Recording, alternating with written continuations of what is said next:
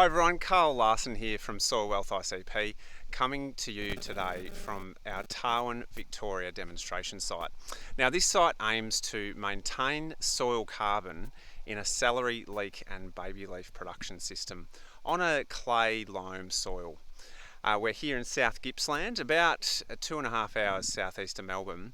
We've been focusing on maintaining soil carbon in three ways. One, minimum till, 2, cover crops, and 3, using compost in a different combination across 4 treatments. Now, what we've been doing today is a range of testing, soil chemistry testing, some structural assessments, as well as some field labile carbon tests. And why would we do labile carbon? Well, it's a great leading indicator of soil biology and microbial activity. There's a little simple test you can do using potassium permanganate, which is like a purple liquid, and if you pop that into a test tube or a sample jar and it turns brown, it means you've got good microbial activity in labile carbon.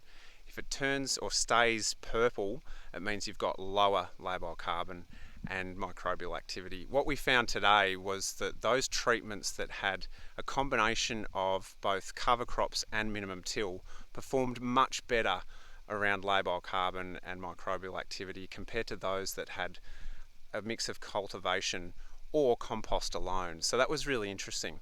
What was also interesting was just to see the structure. We've got the soil samples here ready to go to the lab.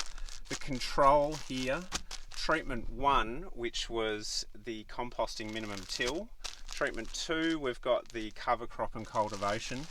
Treatment 3, we've got the composting and cultivation, and treatment 4 is the cover crop minimum till. Now we did take a reference site sample as well. This is what the farm started as, coming from a pasture-based cattle grazing enterprise, and the thing that just stood out to us was just the consistency in structure across all the treatments and just how far the control had actually come up. In past years there's been poorer structure and tilth, but really good uniformity across the 4 treatments there. Probably just a little bit more bed slumping in the control after some recent rain on the weekend, but all in all the treatments actually did quite well from a soil structure point of view. So we've done a whip through soil chem. Stay tuned for the case study on the detailed results of that. We'll be putting up some updates on the website too around the labile carbon and microbial activity, and stay tuned for some more info on the soil structure from the site. We'll chat to you soon. Thanks.